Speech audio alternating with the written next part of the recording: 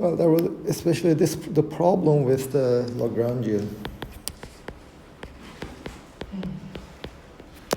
So we are solving the midterm discussion. Well, if you want, we can solve it today, but you already have the solutions. So unless you have specific problems, I mean, if you want a specific problem to be discussed in class, we can also do that. But at least there is one thing I would like to mention. Remember this problem.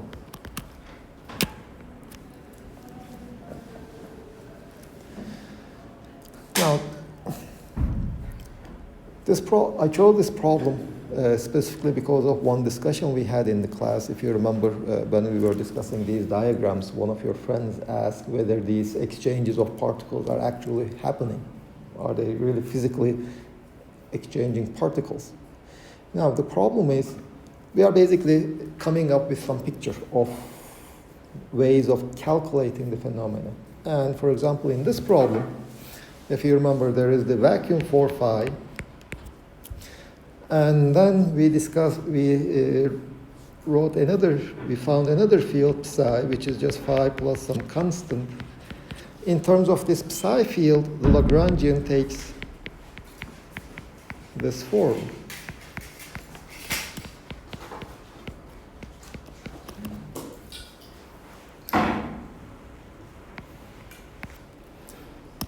Plus some other constant.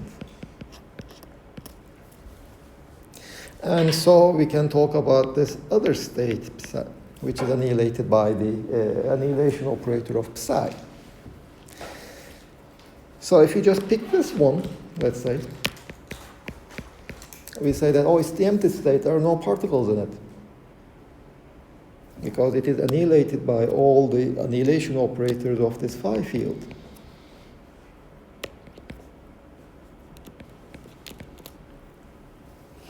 But then when you go to the description in terms of this psi field, the same state suddenly is not annihilated by this field.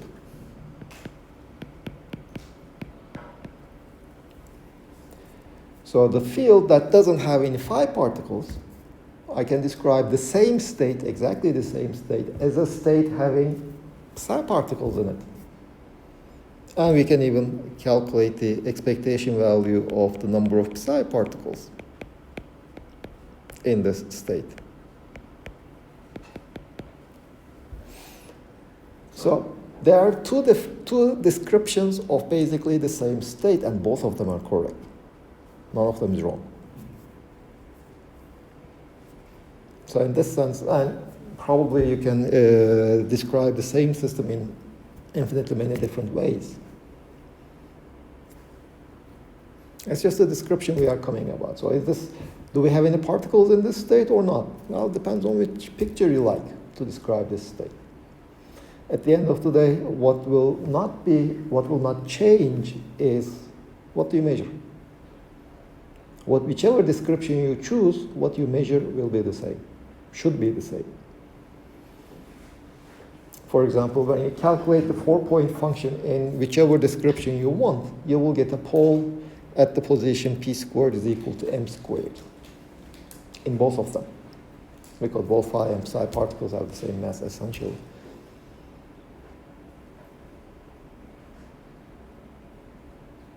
And this constant over here is usually called the condensate. Now let me write it in this way. This is the condensate of phi. That's just the terminology, especially if you have heard about the Higgs particle. When we talk about the Higgs condensate, it is this constant, this shift we have. By the way, that constant is actually is related to this matrix element, the average number of my psi particles in the ground state of phi. Not the ground state, in the empty state of phi.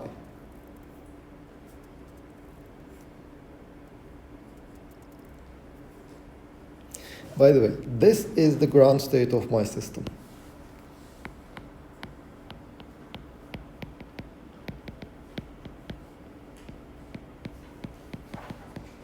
whereas this is not the ground state. It's the empty state, it doesn't contain any phi particles, but it's not the ground state. And that state, the empty state for phi particles is, in terms of psi particles, it's just there are lots of psi particles in it. It's just a superposition of many states having an arbitrary number of psi particles actually.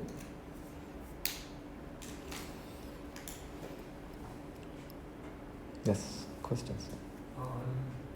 I'm trying to catch up with my own notation. Okay. So we see, just make sure that when you are discussing, you are calculating something, is it just a picture that you are drawing? Because the picture will change from person to person. But is it an actually measurable quantity that you are measuring? So measurable quantities should not change from picture to picture.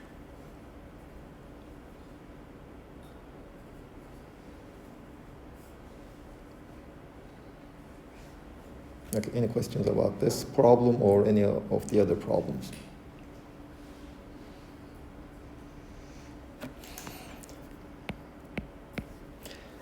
Okay, so first of all, let's continue with the Wick theorem.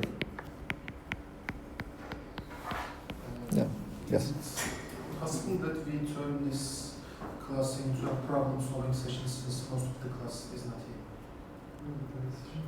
Well, I mean, it's their problem, not mine. Just trying my chances. Secondly, I mean, it quite often happens that after the first exam, the number of participating students gets reduced. So, Okay, I believe it is because of tomorrow there is 507 midterm. it's their loss. Okay. And the same will hold for you if you just miss a class. So what we had done, if you remember in our last lectures, we were looking at this empty state, which is the vacuum of the non-interacting theory. We were calculating matrix elements of this form.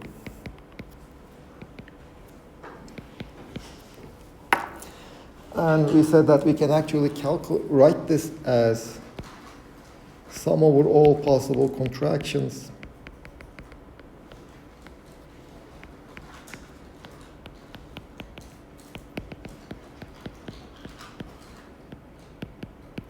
and what I mean by contractions is you just take this one and replace it with some propagator. That was the form of the Wick theorem we had, if you remember. Now we can have an alternative form to this. Let's just note this one. How did we obtain this from the time-ordered product to the list of contractions? We said that, okay, all my fields have annihilation and creation operators. I write out the time-ordered product explicitly, and then I just move all the annihilation operators to the right, all the creation operators to the left. And if there is an annihilation operator on the right or a creation operator on the left, the vacuum matrix element would just give me 0. What remains will be this one. So then let me basically look at this term.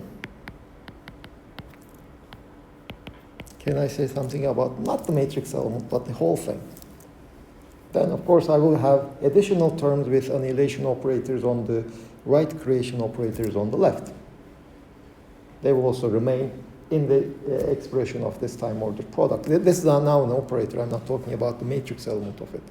Here, I have the matrix element of that operator. Now let me try to rewrite the Wick theorem as a matrix relation, and an operator relation between two operators. Now, I will prove by induction, which means that let me just start with two operators.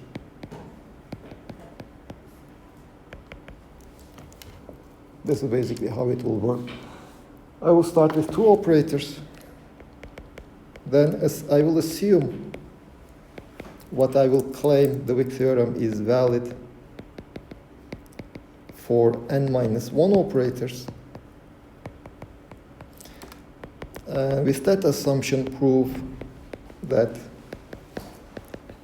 Wick theorem is valid for n operators. Basically, since I will start by proving that it is valid for the product of two operators, it should be valid, thanks to these two cases, it should be also valid for three operators, and the four operators, five operators, all integer number of operators. Now, what I will prove is this before, okay, so let me first define another product. We know the time-ordered product. Let me define what we call the normal-ordered product.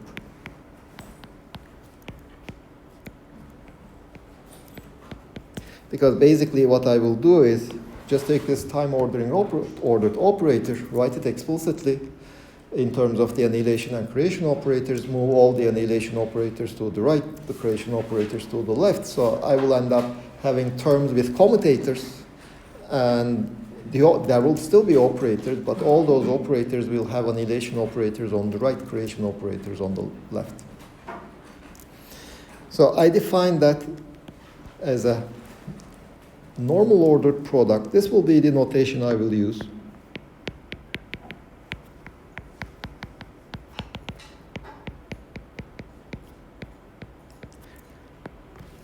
This normal ordered product is just this thing with all annihilation operators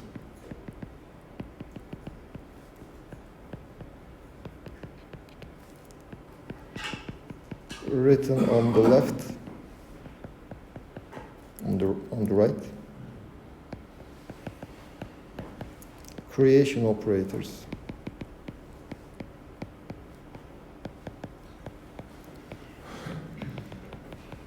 written on the left.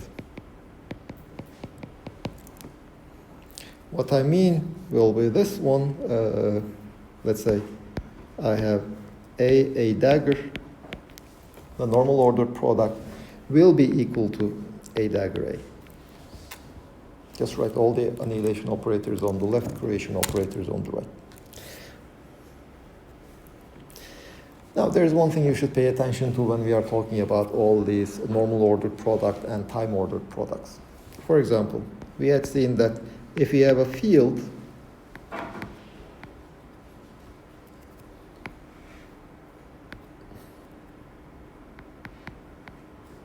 and the corresponding conjugate momentum, we know that this commutator is non-zero.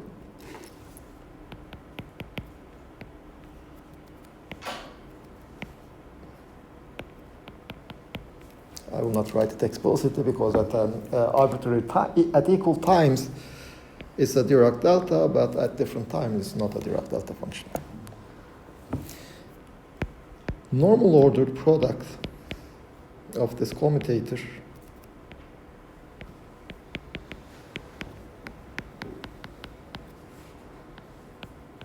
is zero.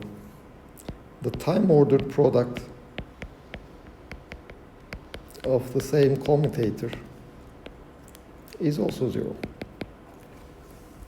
Although the commutator itself is non-zero, the normal-ordered and the time-ordered product of that commutator is zero. So what this basically tells you is that don't use the commutation relations within the time ordering or the normal ordering. Sorry, what did you say? Don't use commutation relations in time ordering.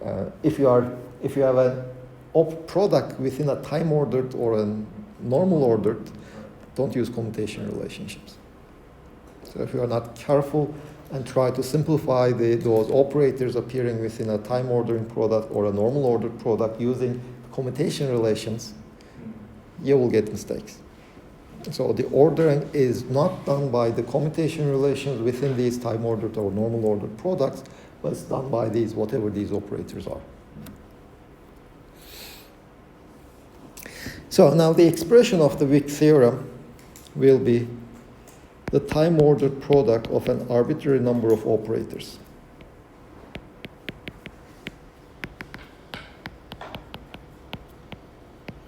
Is sum of the normal ordered products of the same operators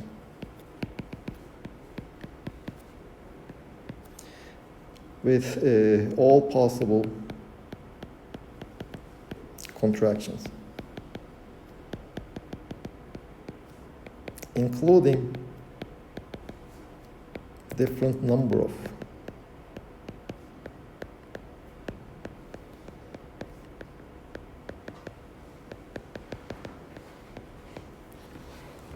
Okay, what does this mean? Let's do an example.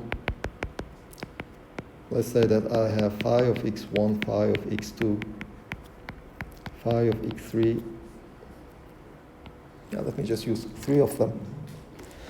I have a term with no contraction. There's a single term without any contraction. So this is equal to the normal order product of phi x1, phi x2, phi x3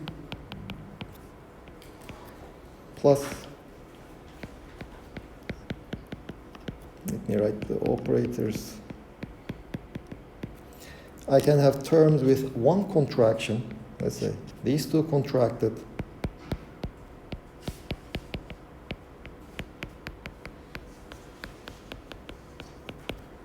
These two contracted.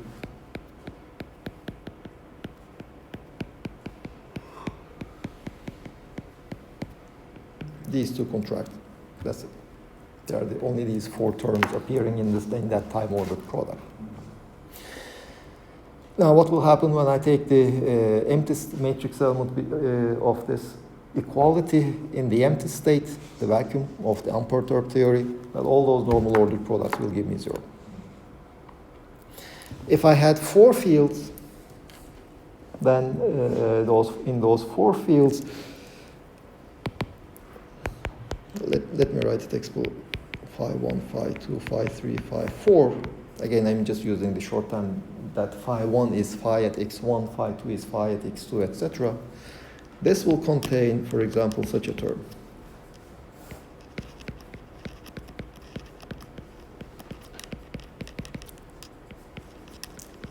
Where phi 1 and phi 2 is contracted and phi 3 and phi 4 are contracted. Well, here, after those contractions, there are no operators there. There's no annihilation operator, no creation operator appearing in that term. So the vacuum matrix element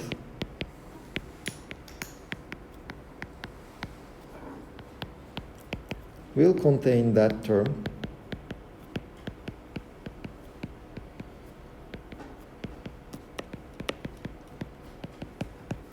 which will be non-zero. Yeah, basically, Feynman propagator between x1 and x2, Feynman propagator between x3, x4. These are what the contractions are. So we basically recovered our earlier expression of the Wick theorem. Now let's prove that. This will be the strategy. Start with 2 operators and prove the Wick theorem. Well, let's see.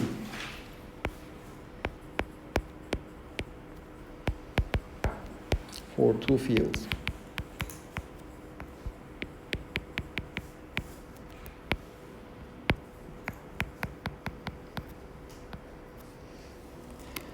Again, for simplicity, let me just assume x10 is larger than x20.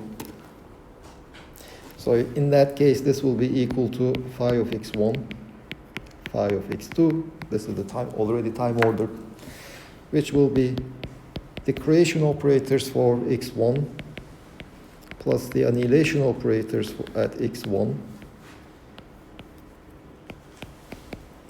plus x2 phi minus x2. Let me just open it up.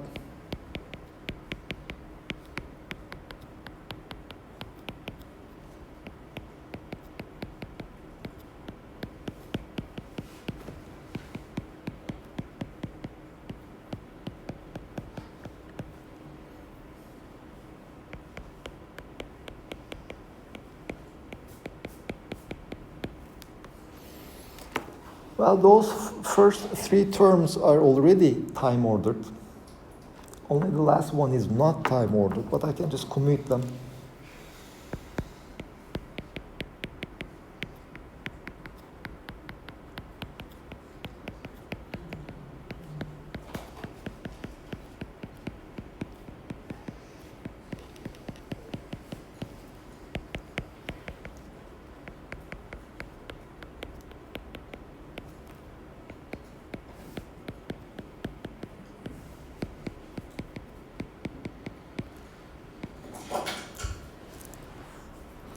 So the first four terms is now nothing but the normal ordered product of phi of x1 and phi of x2 plus, remember this is for theta x1 0 minus x2 0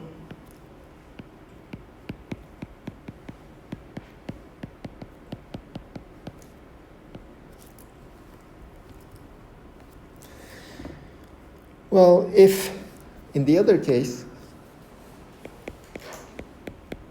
if x2 0 was larger than x1 0, you see basically, if x2 0 is larger than x1 0, it's enough to change x1 and x2.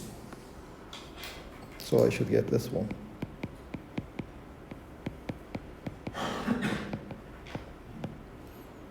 So this is the time ordered product of phi of x1, phi of x2. But that thing is what we call the Feynman propagator.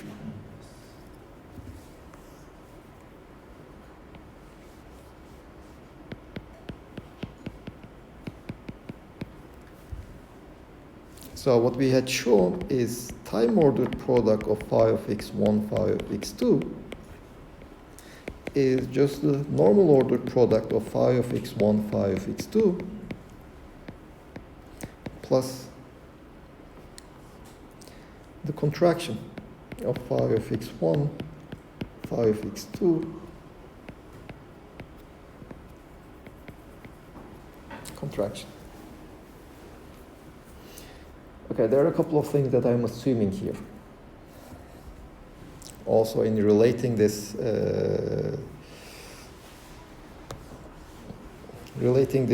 form of Wick theorem to the earlier form. I said that the vacuum matrix elements of normal ordered products will be 0, and I'm in fact actually assuming that this is a C number. So I can just move it around. It's not an operator, it's just a C number. But that is valid in the for the non-interacting fields. Things get complicated for the interacting fields. But at the end of the day, for perturbation theory, we want matrix elements of the non-interacting fields in the empty state of the non-interacting theory. Remember, that was the relation we had obtained. If we would like to calculate this endpoint function in the full theory, this is nothing but the endpoint function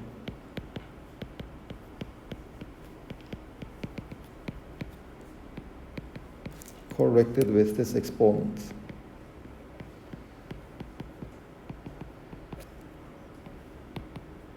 Let me say only the connected diagrams.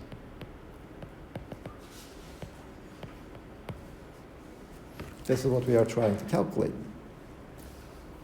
To calculate the right-hand side, I can use the Wick theorem, which will basically allow me to write everything in terms of Feynman diagrams, etc. And let me also just show one more thing.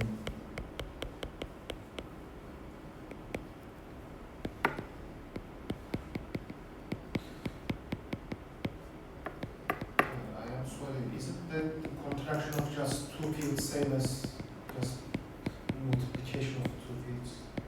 What am I missing? Now, contraction is this definition. This is the contraction of two fields, Okay. not the product of. The contraction is different than the product of fields. In fact, if I just take the matrix element of this operator equality, between the empty states, the contraction of two fields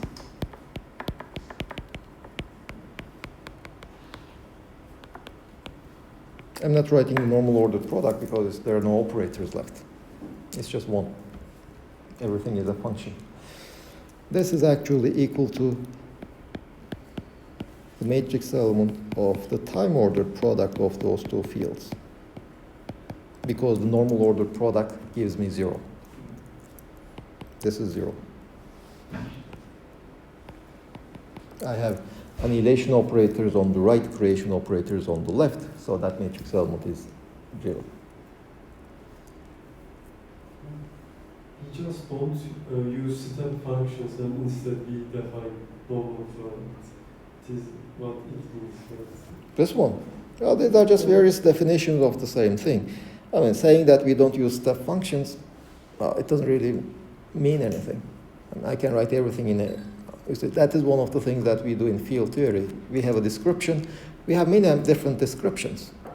I'm sure I can come up with expressions with ways of writing this using step functions, if you like.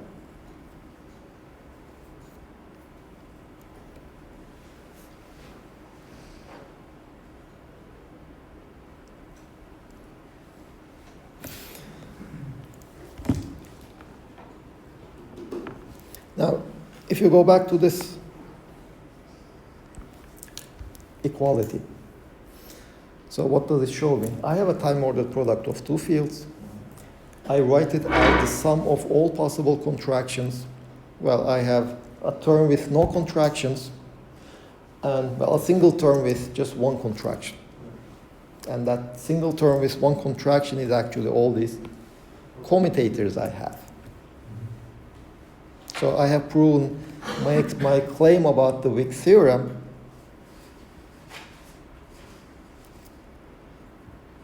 Okay, where did I write it down? Okay. So this equality, this identity, holds for n is equal to 2.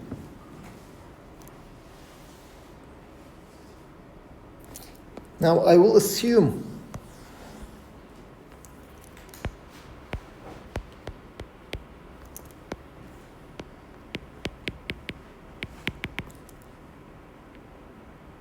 let me say x2, xn is actually equal to all possible contractions,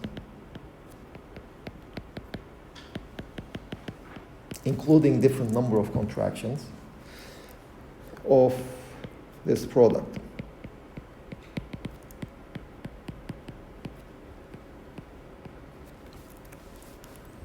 So here I have n minus 1 fields. For example, n minus 1 can be 2, which I had already proven. So at least I know that this this assumption is correct for n is equal to 3.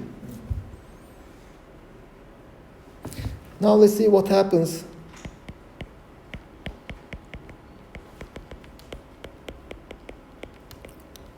for the product of n fields.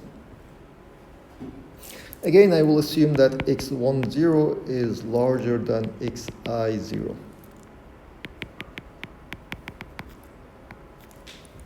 Now, if you are given such a product, such that the first term, such field is not the last operator to act, well, you can just change the order of the field operators within this time-ordered product. You are free to do that. And so that the first field is the one that acts last. But that means this is equal to phi of x1 times whatever time-ordered product I have here.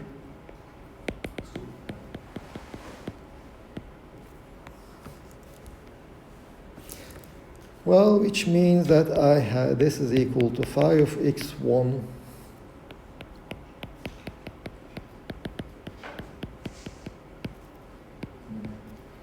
all possible contractions. Well, phi of x1, I can separate it into two terms, phi plus x1 plus phi minus x1. Phi plus is the creation operators, phi minus is the annihilation operators of all possible contractions.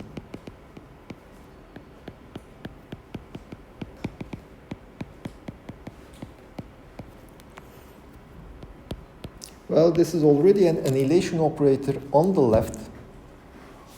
So if I just look at that term, well, things are already normal ordered. So this is equal to all possible contractions not involving phi plus x1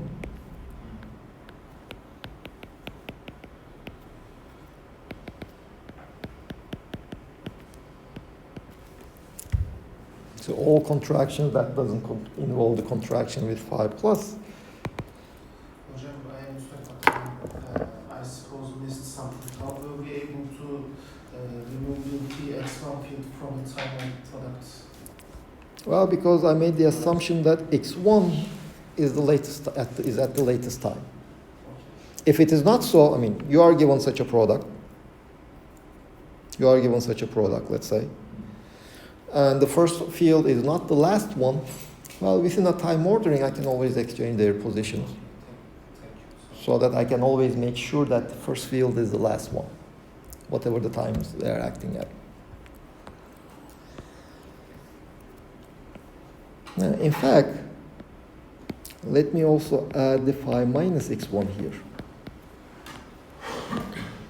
Because remember, phi minus x, no.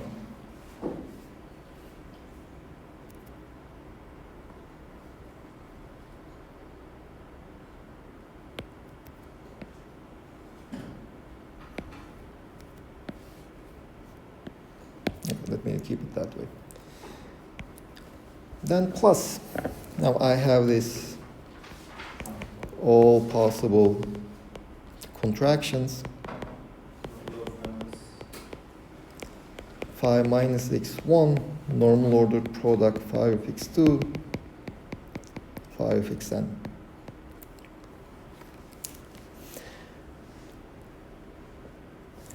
Now, I need to write down that normal ordered product and commute phi minus x1 all the way to the right. All possible contractions not involving phi minus, without phi minus. And isn't there a missing phi plus? Now, phi plus is over here. Phi 1, okay, phi 1. Phi plus is in the first term. It's the normal ordered product. And now here I have phi minus x1 times that normal ordered product with all the contractions without involving phi minus. Now remember what are the terms. If I write this normal ordered product, it will contain, let's say, phi plus x2, phi plus x3, or phi minus xn, all those terms.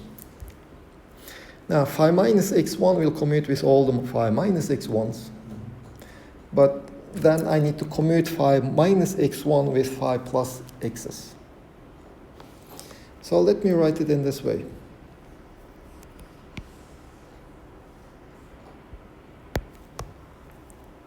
This I already have,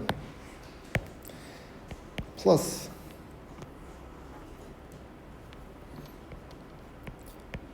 all possible contractions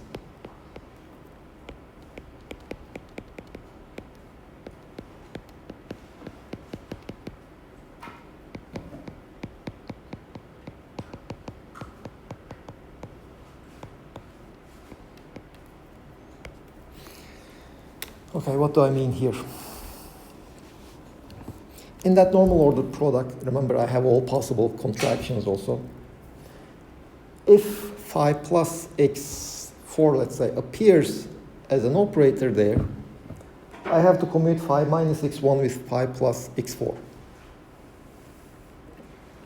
So that term will be is written explicitly here. Now, okay, let me do an explicit example. This is basically the end of the proof. That commutator is the contraction of phi minus x1 with phi plus xi.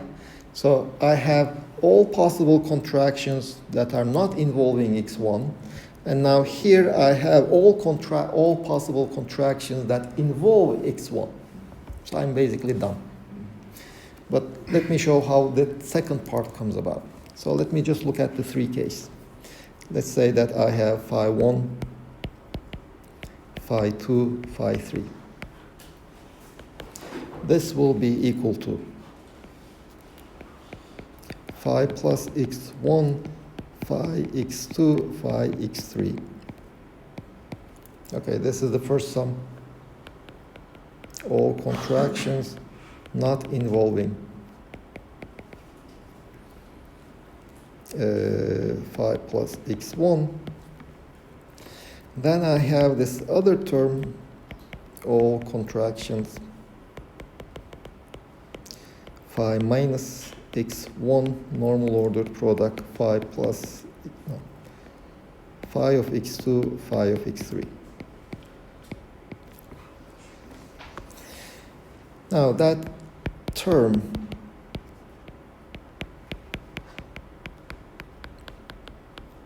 remember, phi is phi plus plus phi minus.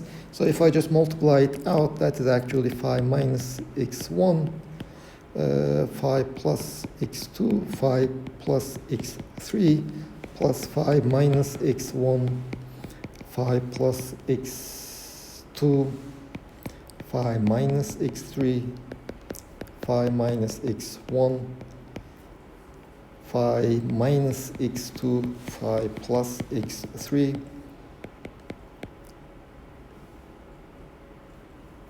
minus x1, phi minus x2, phi minus x3,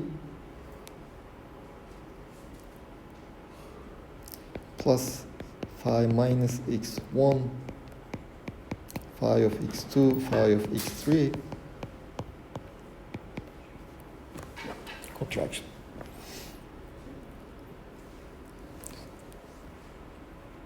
Now this is sum over all contractions. Remember, contractions of the operators in the normal ordered product. I either have 0 contraction or 1 contraction. So this is the term with 1 contraction. These are the terms with 0 contractions. Now, there's nothing to do over here. Basically, there's no operators to commute. It's just over there. Now, there is nothing to do here. They are already all in proper order. Now, let me look at this one. I have to commute phi minus x1 with, sorry, this is x1. Remember, I'm writing a normal ordered product, so this is phi plus x3, this is phi plus x3, plus plus plus minus. This is minus x2.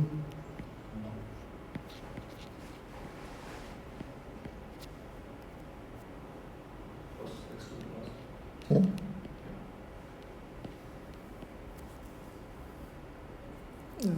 Plus x2, isn't it?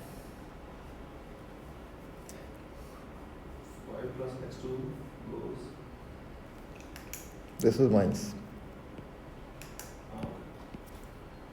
Okay. This is the expression I have. Now, there's nothing to do here. There is nothing to do here. I need to, in this one, I have to commute phi minus x1 with phi plus x3. Here I have to commute phi minus x1 with phi plus x2. And here I need to commute phi minus x1 with all the other two. So let me write them. Phi minus x1, phi plus x3. Phi plus x3. Now this is x2. Plus phi minus x1, phi plus x3, phi plus x2. Plus phi plus x2, phi plus x3, phi minus x1. This is the first term. When I commuted phi minus x1 all the way to the right. I have two commutations, one commuting with phi plus x2, the other one is commuting with phi plus x3. Now I have the second line. I have to commute phi minus with phi plus x2. Phi minus x1, phi plus x2 commutator, phi minus x3 plus phi plus x2, phi minus x1, phi minus x3. This is the second line. It just gives me two terms. Then I have the third line.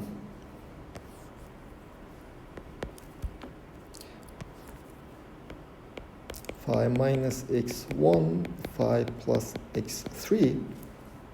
You see, this is this line I'm looking at. Phi minus x2 plus phi plus x3, phi minus x1, phi minus x2.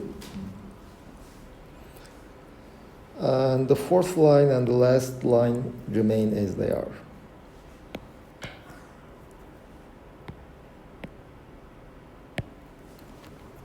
There's nothing to do there. So what do I get?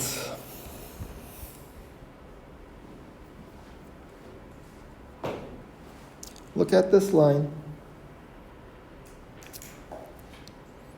and this line. No, this one.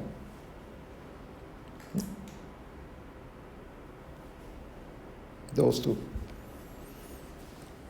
They are the same commutator with phi of x, x3.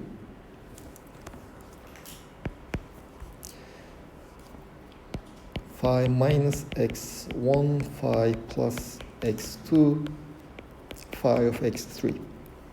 So I have already summed this line and this line. Let's look at this one, the second line, and this one. This one and this one.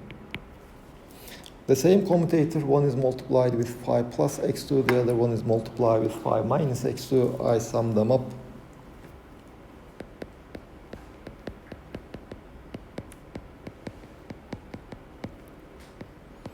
Phi of x2. So I added this line and this line.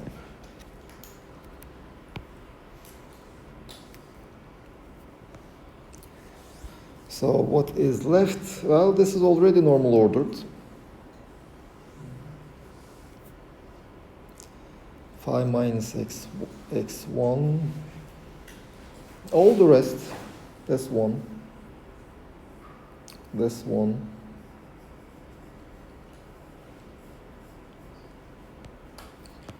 this one, and this one. Well, they're already normal ordered. So in fact, if I sum them up, I would get phi of x1, phi of x2, phi of x3, phi minus of x1. All normal ordered. Those four terms. 1, 2, 3, 4. If you just write this phi as phi plus and phi minus, multiply them out, you will get four terms. Those are these four terms with the checks. So what did I show, what did I achieve, is this product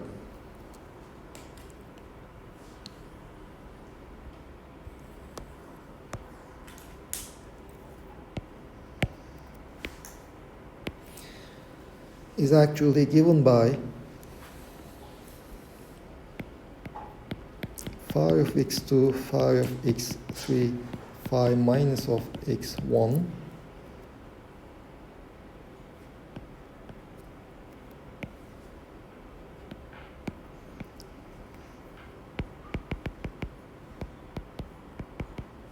summed over all contractions.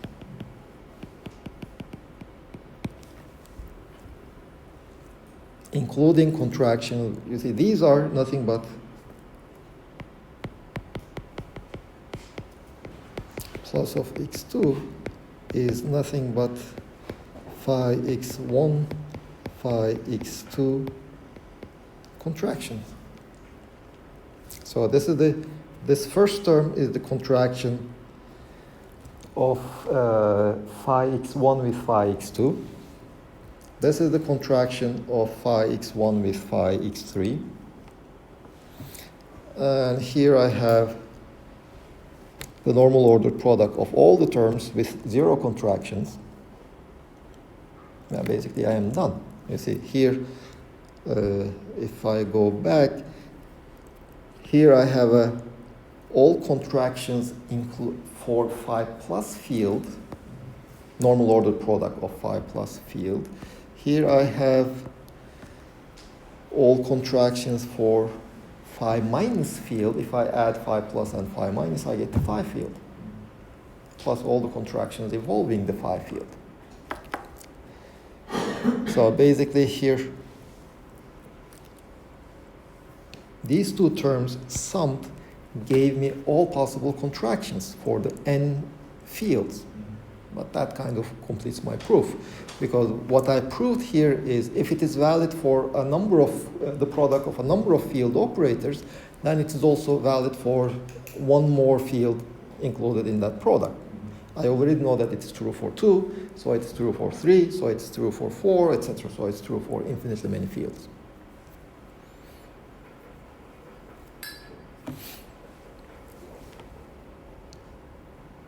Questions? I mean, these things, I mean, you might think that you understood by following me, but unless you do it, no, you didn't understand. At least one of you wrote to me that now he understood why I said so in the beginning of the semester. What? These things you have to do on your own, all the derivations in this course. Without doing them on your own, you will not be able to do that. Including all our previous derivations, by the way.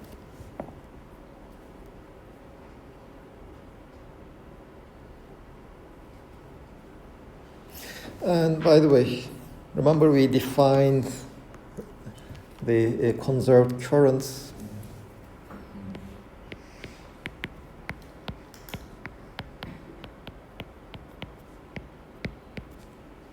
These were our conserved currents. Well, you see, where you put that delta phi in the beginning of that derivative or after that derivative, it makes a difference. And if you remember, we calculated some conserved charges, which turned out to include terms with infinities. So constant terms. I mean, you have some conserved charge, but that definition of that conserved charge contains a constant. Well, that constant, I mean, even if you throw that constant away, what remains is still conserved. And usually those constants are divergent. That's not something you would like to have. So usually, this is how you define the conserved terms, as normal ordered products of whatever you get from this expression. You just throw away all those constants. Also in the exam, if you try to solve that problem about conserved quantities, there you also get all these constants.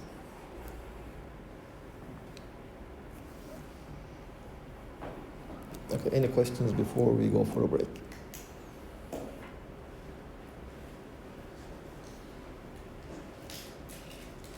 What's in the second order? What's in the next order? Simulation.